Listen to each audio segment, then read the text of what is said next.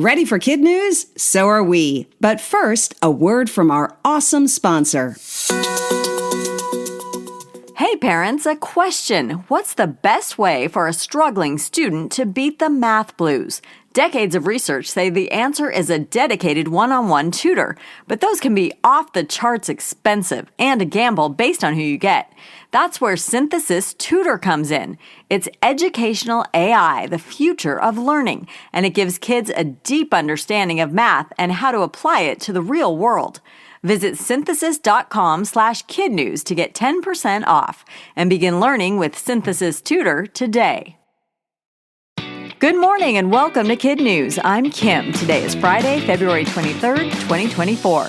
And we begin with Odysseus sticking its historic moon landing. Cheers went up in Mission Control last night when the little lunar lander slowed from a cruising speed of 4,000 miles an hour to make a soft touchdown near Malapert A, a crater at the South Pole.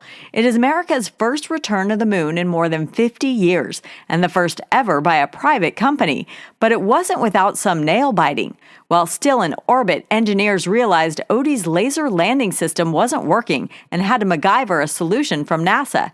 That worked and the spacecraft landed, but then communications were a bit wonky. Still within minutes, Intuitive Machines declared success. With any luck, we should get to see some of the excitement. A camera package built by students at Embry-Riddle Aeronautical University was expected to fall away as Odie neared the ground to capture its final descent, and NASA was hoping its own cameras would shoot the moon's surface on arrival. Odysseus is expected to spend about a week collecting data before lunar night sets in and the probe loses power.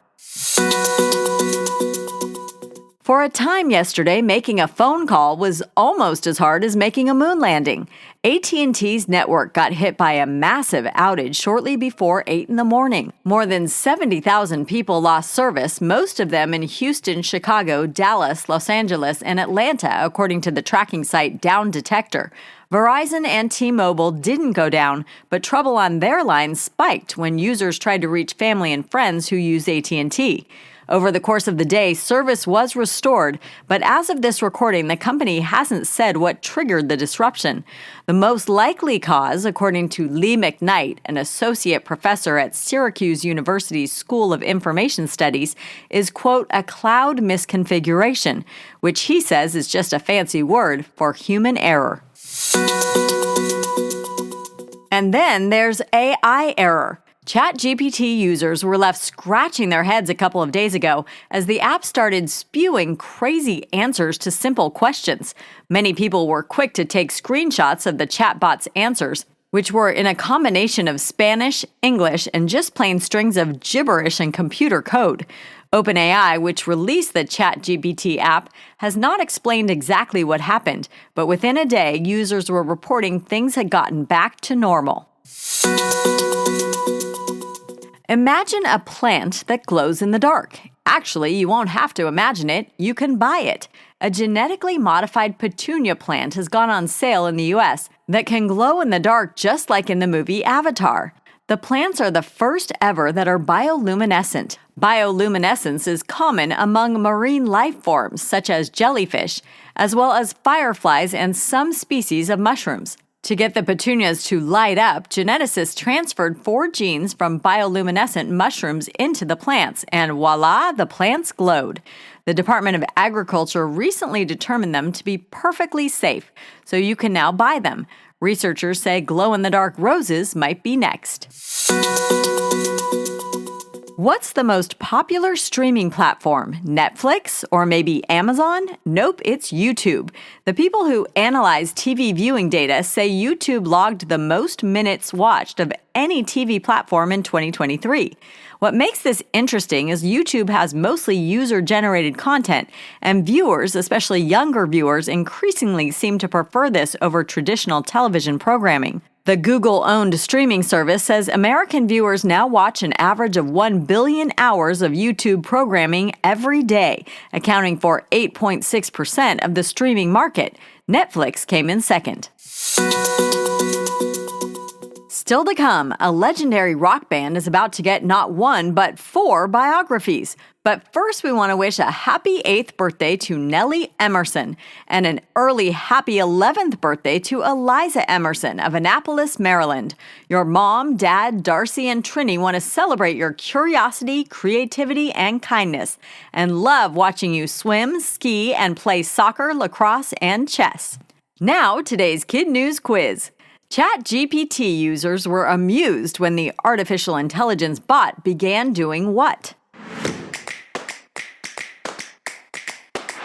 Spewing out nonsensical answers. What is the most popular streaming service in America right now?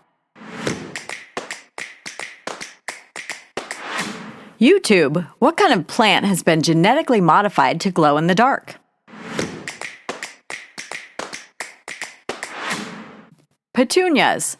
Where on the moon did Odysseus land?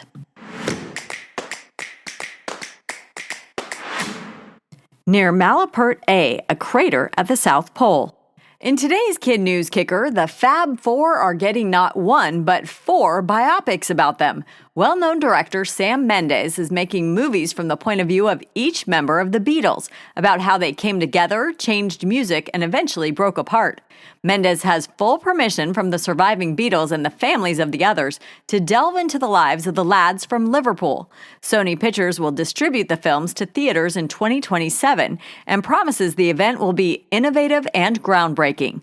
Movies about musicians have been hot at the box office lately, with Baz Luhrmann's Elvis and Paramount's Bob Marley being huge hits. And of course, Taylor Swift's concert film, The Eras Tour, was a smashing success as well.